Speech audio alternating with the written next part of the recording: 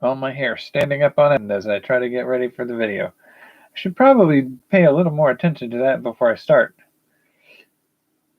C'est la vie. Lovey. So, this is going to be a brainstorming session for, I guess, the comedy project for the month.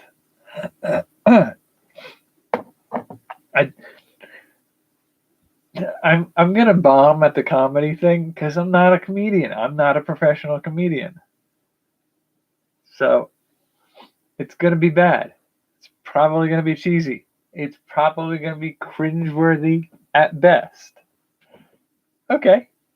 I'm good with that. You good with that? I'm good with that. So anyway, that's the plan here.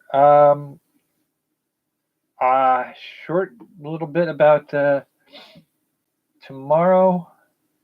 Well, technically today, I guess, but tomorrow is the first installment of Opportunity Forge. Like, I'm gonna have to do it. I'm like nervous about it and a little uncomfortable and not quite sure what I'm doing. But tomorrow is the day we set, and tomorrow is the day we start. So that's what we're gonna do. April 7th, 2021 to June 1st, 2022 is 60 weeks of channel life. And then 20 days from tomorrow is the first day of starting to do the 60 weeks of monthly challenges.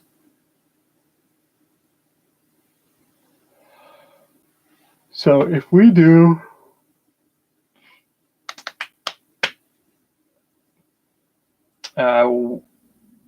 the open tomorrow, and then the channel trailer Wednesday or Thursday, and possibly a subscriber trailer. I don't know if that's something worth spending the time on. Those should be the first 3 videos. And then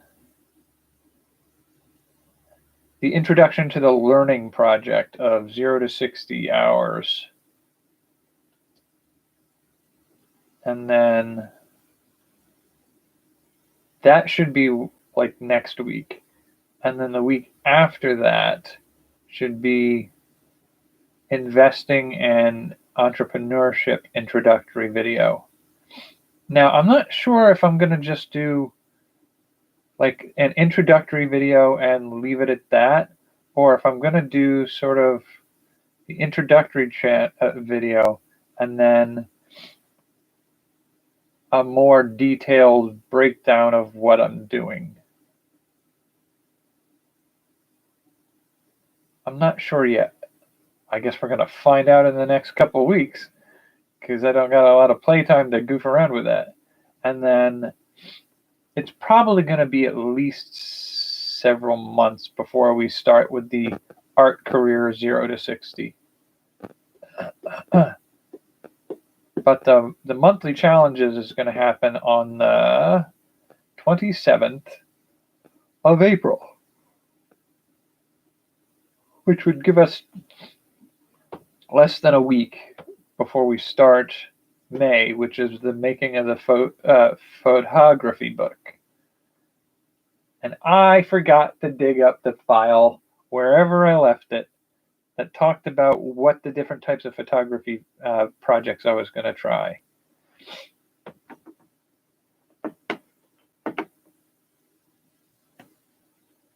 Is it in this one? No. That would have been nice, but it's not in this one. So where was it? We'll get to brainstorming for the comedy stuff in a minute, and well, probably not a minute, but soon. What are we working? Where are we looking for? Nope. I have the list of songs I did for the music project, and game design, learning annex, ideas. No, my February challenge. Okay, so do we have that in that one? Making a photo album. Okay. Is that the one? No, it's not. Dang, I was hoping it would be.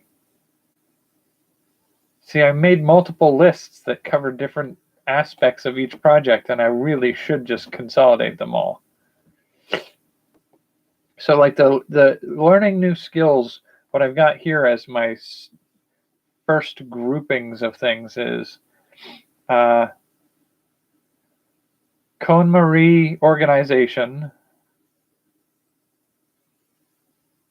learn to flip food in a pan, roll a coin across my knuckles, fire eating and fire handling, fire breathing, magic tricks, juggling, decorative napkin folding, pen spinning, card throwing, learn 10 different dances, calculate the day of the week of any date, make an interactive podcast game, and choose your own adventure videos. Chalk carving. I mean, we already did chalk carving in February, so I think it's probably cheating if I do that. But what was the real question was making the photography album. What were the types of art that photography I was going to work on? No. I mean, there's the financial stuff, which I feel like I should start carefully and not just jump full tilt into it. But we'll find out.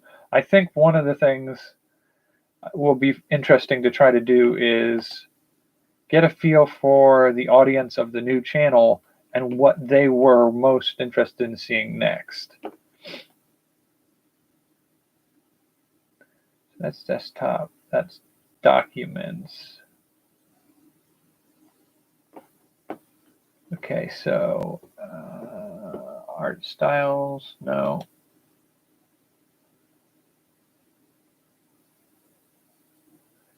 No, that's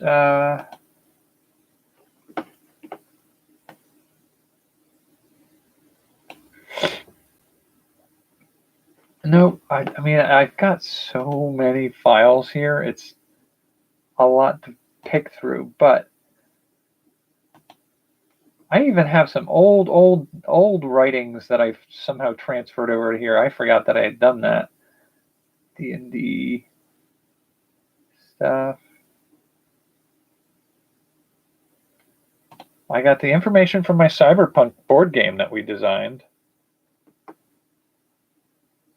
So I managed to save that at some point.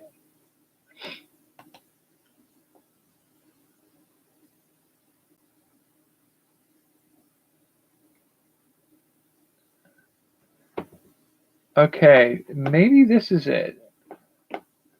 This is...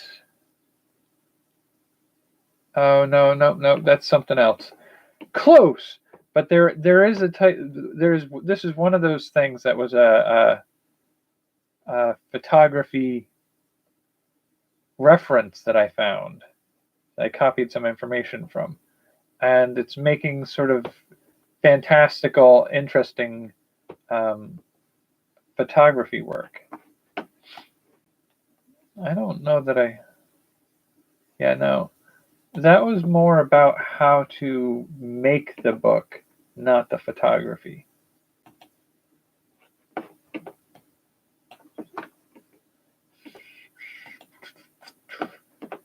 Fitness and diet, Opportunity Forge.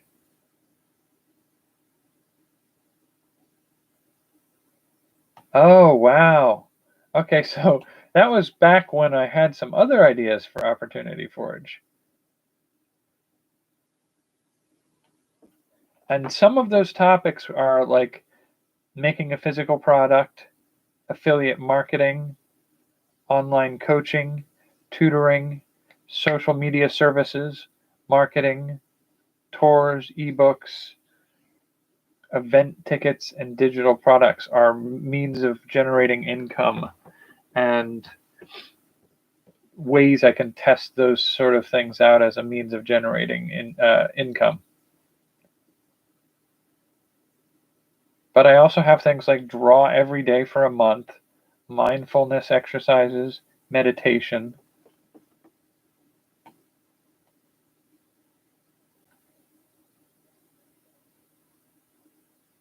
Oh, I do remember some of these. Motivational, meditational, and mindfulness videos. Minimalist Monday. I think that would probably be more fun to try to do as a monthly project of minimalism. Yeah. So that was workouts. I tried different workouts for 60 days, or 60 hours of workouts. Top 9 lists. Looking into future technology was probably not for that channel. Bullet journaling could be something I try for 60 pages, 60 days, or whatever. Oh, I did have some fun with coming up with ideas like eat for $5 a day or less. I believe there's a challenge out there that's meant to bring focus to food scarcity and economic struggles, where people somewhere around the world try to eat off of $1 a day or something like that. And I had a bunch of challenges like that come up that I had ideas for potentially exploring.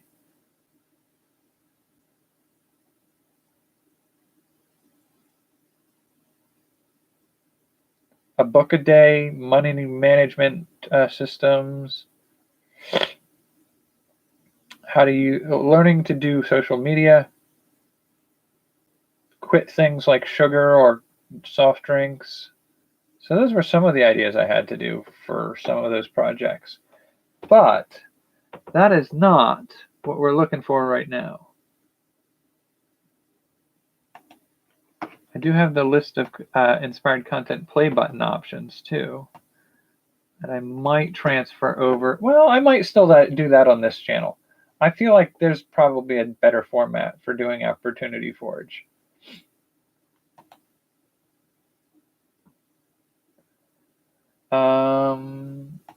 Some memory training exercises, monthly challenges. There we go. Making a photo book. Abstract, nature, food, and science were the 4 that I came up with. I found the file, guys. I found the file. It's called Monthly Challenges, which you would think I would be able to remember and find. But no, my brain just wouldn't do it tonight. Okay. I have now pulled it up and I will leave it open.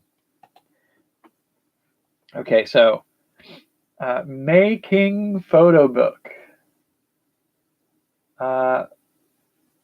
That's abstract photography, nature, food, and science. Science photography sounds fun. Some of it would be through microscopes or things like that. Probably a lot of it. Maybe even doing it through a telescope, which I know I have access to. Okay, so let's look at abstract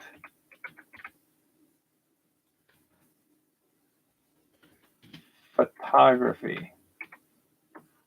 What would that be? Oh, okay. So that's, I mean, I had this idea a while ago. So it's revisiting some of these abstract photography pieces.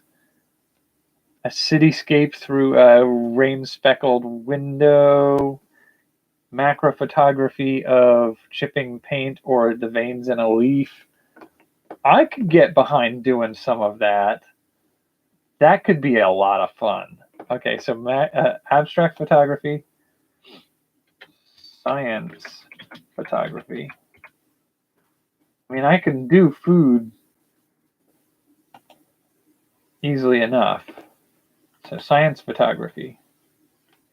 Yeah, a lot of microscope based and drops and fluid dynamics. That one's a little bit harder to do, I think.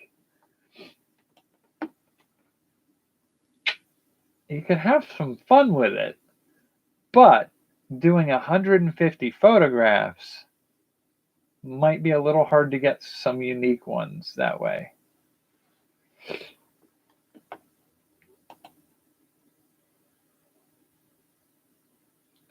It would still be fun.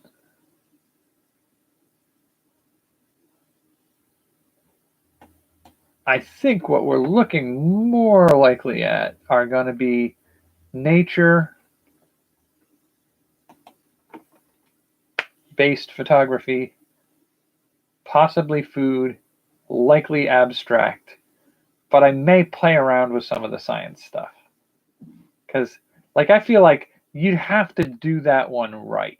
That's harder to get right. Like, I can go on 5 hikes and get 30 photographs on each hike, and I have 150 photographs for 150 nature photographs. Abstract, I feel like I could probably come up with some very interesting ways to play with photography to get some abstract photography. Food, I can set up a booth and do some fun food photography. Science is just a little bit harder. I got to figure out a little bit more of what I would want to do for science photography. Not that I won't, but I mean, right there, that's 4 different types. I'm not going to do 4 types this year. I'm probably going to do 1, maybe 2. And I could probably go around out to, I feel like I could probably do the food and abstract most easily this year. And maybe next year I could do nature photography. See, now part of me wants to do abstract and nature, and then set aside the food so that at another point where I'm doing maybe a cookbook, I could do the food photography. I don't know. I'll figure it out. We'll figure it out together when we get to that point where we propose that project in the end of the month on the 27th.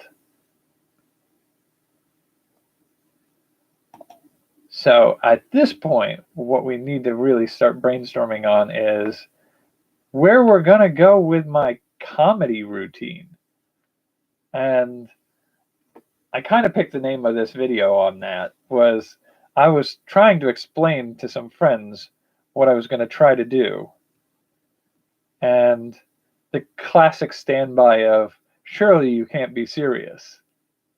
I am serious, and don't call me Shirley, came to mind. Because that's the kind of style I want to do. Where they say, we need to get this woman to a hospital. What's that? Or what was it? We need to get this woman to a hospital. She's in a very, she has some condition, and somebody goes, what's that? And they explain what a hospital is, not the condition. Something like that. I butchered that joke. But that sort of joke is what I want to play with. Where you set up a straight line, a straight joke, and you set up a straight narrative, like this woman's sick, she needs to get to the hospital, or she'll have, or her condition will go this direction. Somebody goes, "What's that?" And you explain what a hospital is because you're misinterpreting what they're saying, and that's where the funny part of the joke comes from. That sort of joke is the style that I'm aiming for. And the way to go forward with that, I think, is to take the framework of an overall narrative, from point A to B to C to D to F. Maybe we missed E, but go along the sequence of a story, sort of along the lines of the structure of a 5-act play that we talked about last time, where you have the introduction of me and the sort of setting, like what you should expect, where we're going to go with what we're talking about, and then set up the situation that hooks you in to the narrative. You know, I'm a comedian on stage doing my comedic presentation. You get to know who I am. You should get a sense for what kind of comedian I am in that intro. So I need to intro the idea of the "and don't call me Shirley" kind of jokes, because you need to start out going like, okay, so this is what we're in for going forward. And then I need to set up the scenario that I will hang the jokes off of. The 3 acts that follow need to be built on a framework of an overarching story arc with a, ideally, if you want to do it right, you set up a seemingly ordinary story, but with enough of a hook that they want to know what happens. And the climax of the story itself should have at least a little bit of humor to it. And then a comeback down, followed by the outro, the last zinger, the tidy it up, tie things together, and link it back to me, and leave them in a state where they're laughing or enjoying it enough that it leaves the impression of the whole thing being a great experience, even if they didn't follow the whole thing as well. So those are the structures that I need to work around. But that mainline narrative doesn't have to be one string-long joke, and it shouldn't be a series of jokes to build to the climax. It should be a story in and of itself where you can do that misunderstanding of, what's a hospital, sort of gag, or I developed a drinking problem, and the problem is that you can't get the drink to your mouth. Like that kind of gag, not necessarily sight gags, but the jokes as we lay them out are, and that's the tricky thing I think I'm going to have to face here, is building that narrative arc in a way that's lightly humorous and enjoyable in its own right, but build it in such a way that you can hang the jokes off of it by setting up a sentence that doesn't seem like it's a joke, but it's the misunderstanding of the sentence that's the joke. And that's something you can do in a movie or a skit in which you have interactions between 2 people, where somebody sets up the scenario to which I would then react with misunderstanding.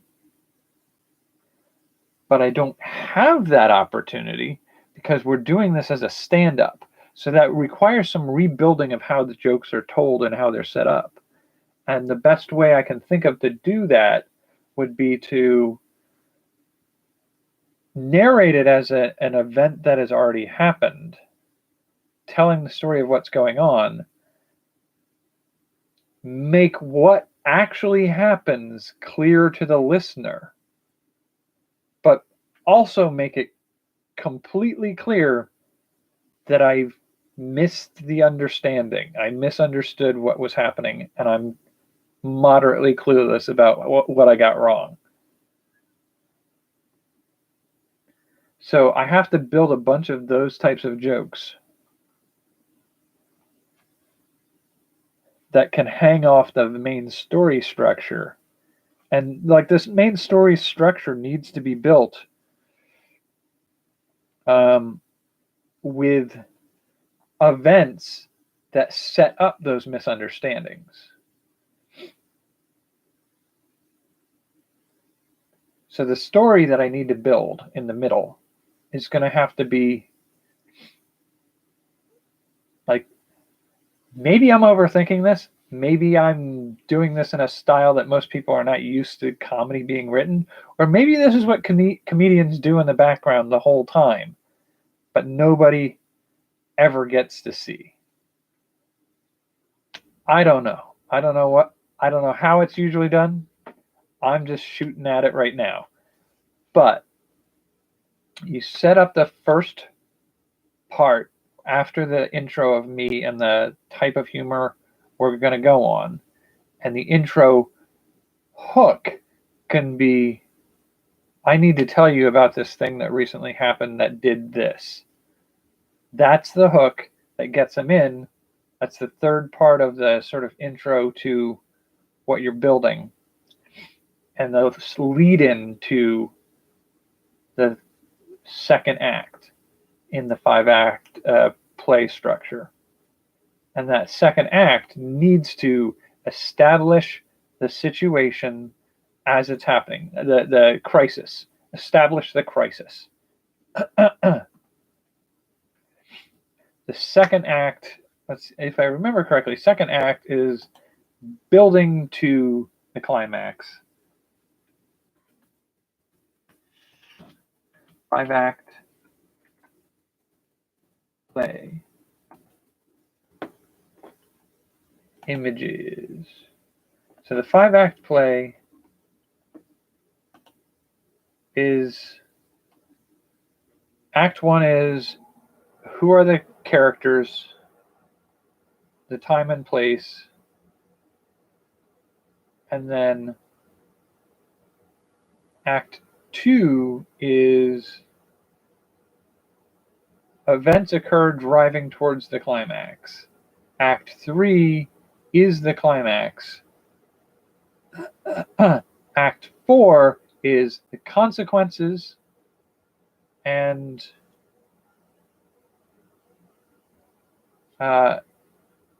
basically the outcome of the outcome of the situation summed up. And then the 5th act is everything revealed, or everything consolidated, the satisfaction, which in this case would probably be looping back and connecting it to some of the ideas that were portrayed in the individual stories that link together to form the overall arc. So, how's everybody doing tonight? My name's this. And then basically do part of the intro in such a way that indicates that I am liable to misunderstand things in a funny way. Then I say, I don't understand what happened the other day. Tell me if this makes sense to you. And then lead into, that's the sort of a hook that leads into setting up the conflict, the thing that leads to the climax of the story. then I lead into the actual conflict and the climax of that conflict is sort of like right on the edge of then the ramifications of that climax as they all sort of start to fall into place. And then at the very end is the spelling it out summation in a joke format that leads the rest of it to fit together. I guess that's the style that I'm working on. It always feels a little off.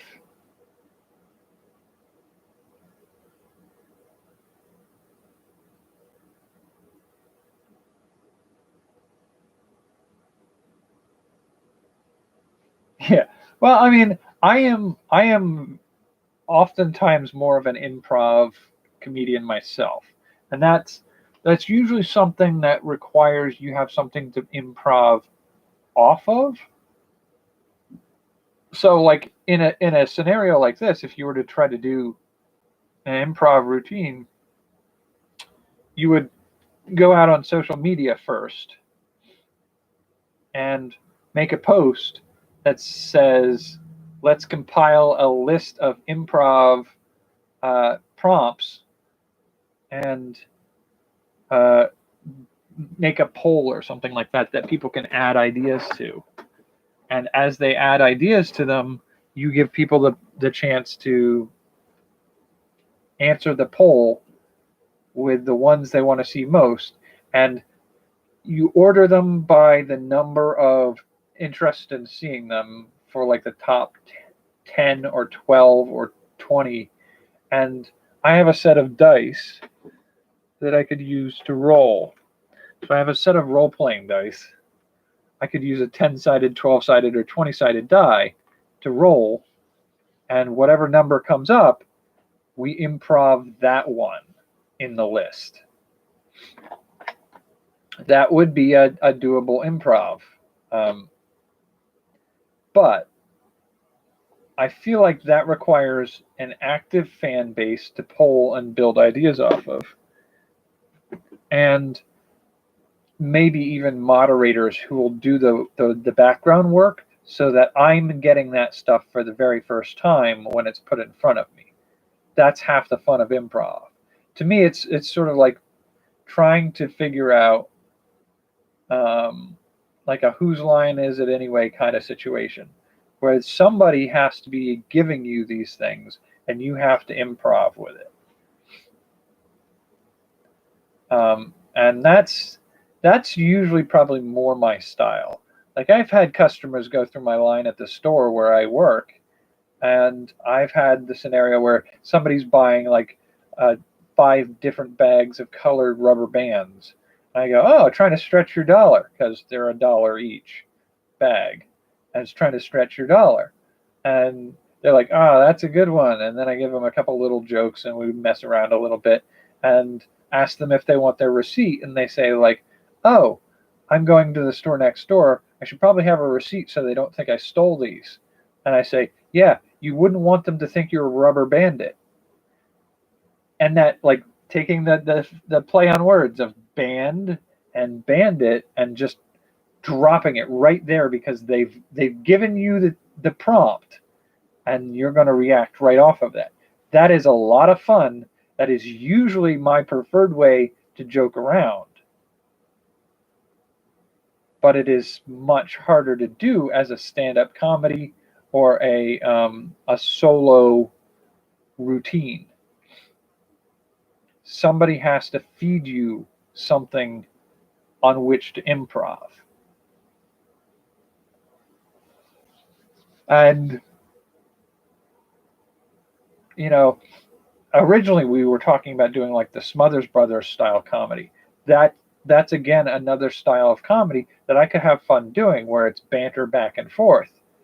But I can't do it solo, and I can't do it as a presentation to an audience that isn't there. Like that's one of the hard parts about doing this, like stand-up comedy is performed to an audience. So you feed off of the response of the audience to what you're doing. I'm not going to have an audience. So it's going to have to be, I've thought about, and this is probably a stupid idea, but it'll be a fun stupid idea if I do it. I've thought about the idea of doing a couple shots of like toys or action figures, or I don't think I have any stuffed animals. You could probably buy some, but I don't want to buy stuffed animals just for this. But the idea being that I could take and set up a small audience and then do voiceovers and clapping and other laughing sounds and have the audience reacting to my jokes in a sort of like edited in post.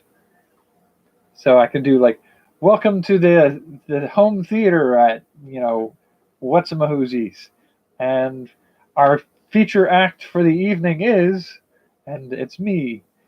And have an audience applauding, and then I'm doing my comedy to the audience. And so canned laughter and that sort of stuff would be put onto this fake audience. And the overall feel of it would be essentially like, oh, he's actually gone crazy during quarantine and he's doing comedy routines to toys. But I don't know. It might be too much. It might be just pushing it a little too much. I got to figure that part out, I guess. I mean, I also thought about doing it as a live video on Facebook or something and seeing if I could get, I don't know, is it possible to do I know that there are people who do stuff on Twitch and they have a feature where people can award stuff and it plays a sound when they award stuff. Like, I don't know if there's a way to do that on YouTube or Facebook or something like that. Because ultimately what I'd like to do is record it and post it up on YouTube here. But to get that live audience feedback, I mean, what would be the best way to do that? I don't know. I'm just making this up as I go.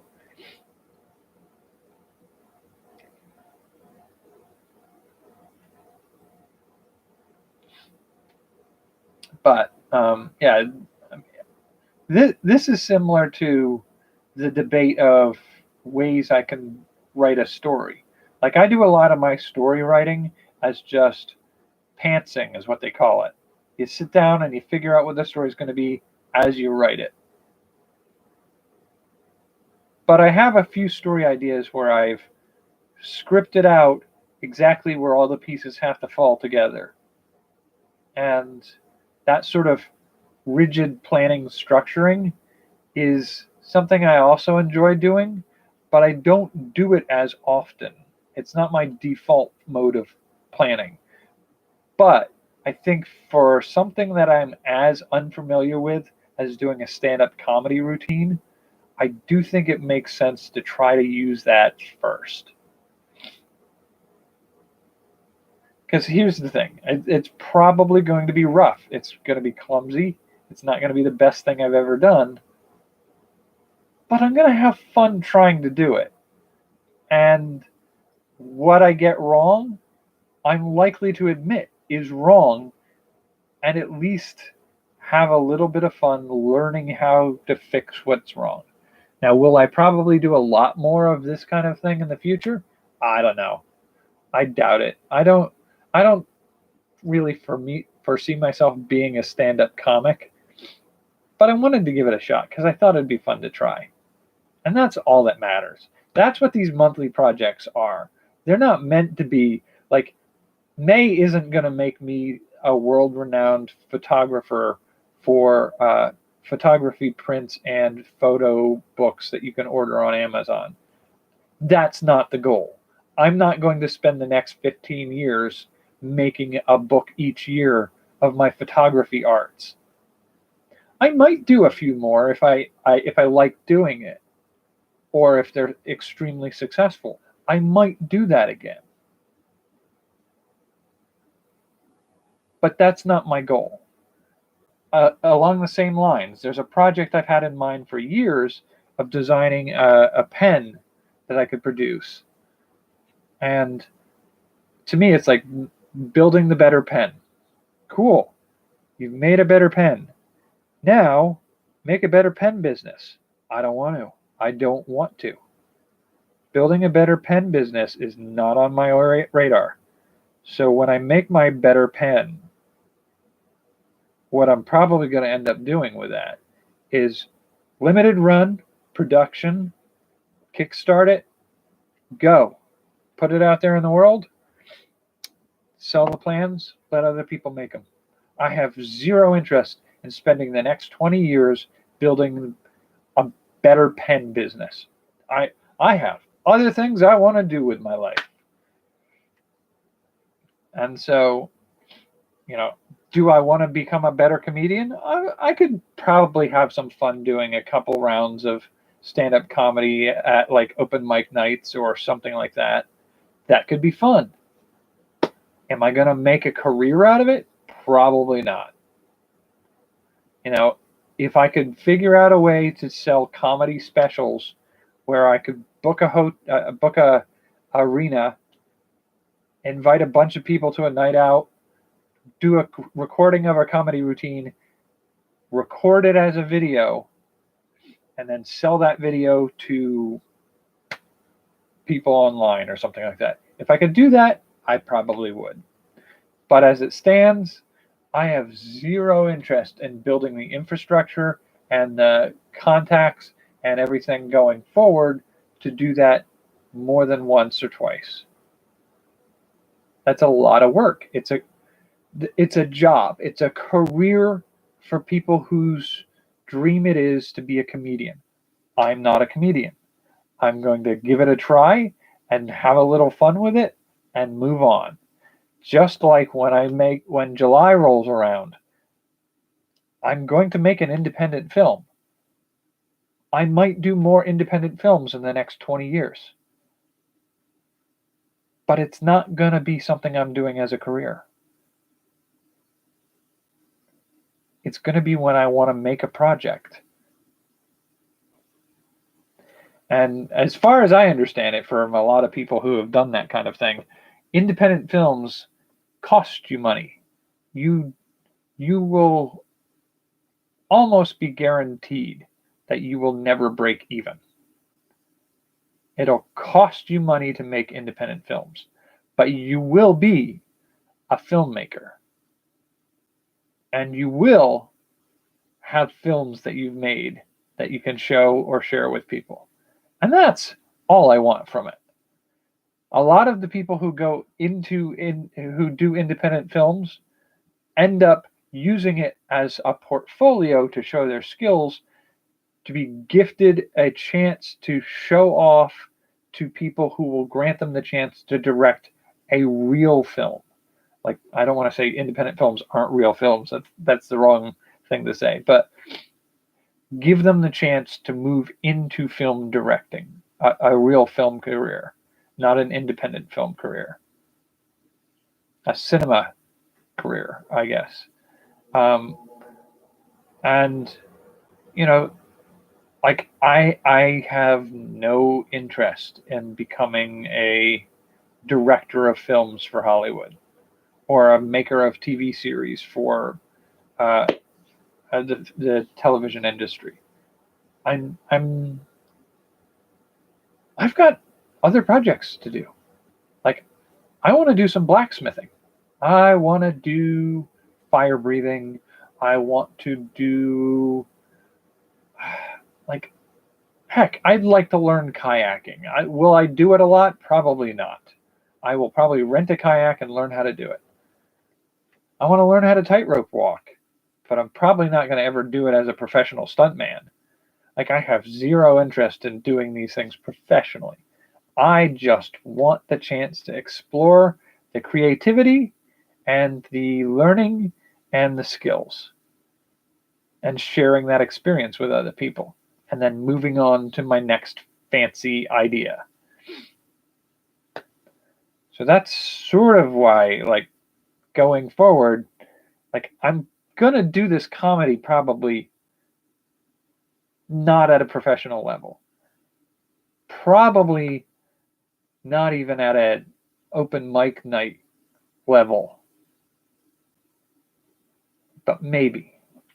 Maybe if I do it just well enough, and just good enough, I could take a couple of these kinds of ideas to a few open mic nights and just give them a whirl. That could be fun. If I get booed off of the stage or heckled on stage, I'm fine with it. Because it's not a dream of mine to become a comic. I'm not convinced that this is the career I need to work towards improving at. So, is this the right way to do it? Is this the structure that I'm using, the 5-act play on which to hang the misunderstanding jokes? Like the Who's on First is a classic misunderstanding what's being told to you.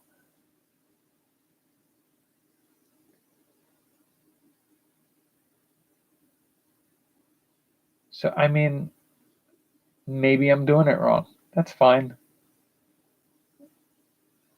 That's totally fine. Next year, I will be doing magic routines. Maybe I'll do a comedic magic routine where I do like The Amazing Jonathan is a comedian magician who did some fun stuff. Maybe I'll do that next year. Maybe next year it'll just be straight magic tricks that I teach myself and learn. But, you know, the year after that, if we do another April Foolin' around, what am I doing? Maybe I'll make an optical illusions book. I don't know. But I don't imagine I'm going to do a lot of repeats of the same thing unless I really land on something that I love doing and I'm doing fairly well, then I could probably make it pay for itself at least. I don't know. That's just my thoughts. That's my ramblings for tonight. We're 47 minutes in. It's a good enough place to call it for tonight. Today is Tuesday, so I guess the next day is Thursday. Oh, wait. Thursday is the 8th. Yes, it is. April 8th is Rex Manning Day. Empire Records. If you've not seen it, it's worth a watch. It's a good movie. It's Empire Records. Rex Manning Day is a holiday based off of the events of the day in the movie. And it's a silly, fun way to have a joke about a holiday. It's not an actual holiday. It's literally just a day of remembrance of the Rex Manning Day in Empire Records. So, see you on Rex Manning Day.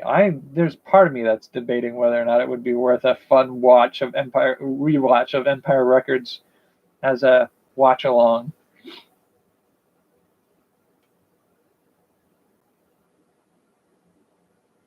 We could do a live one on Rex Manning Day. I'm working a closed shift on Rex Manning Day. Damn it. I'd get out at about 10. So if I hurried back here, we could do it as the live thing for the night. Yeah, I'll think about it. We got time. I'll probably just do a live video on here for Rex Manning Day. I won't do a watch along. I will still do one of these. I might pre-record watching Empire Records and post it up for Rex Manning Day. I don't know. Anyway, I love the idea of Rex Manning Day because I really enjoyed that movie. And I've rambled for an additional 3 minutes. So it's time to call it for the night. For now, see you on Thursday. Take care. And good night.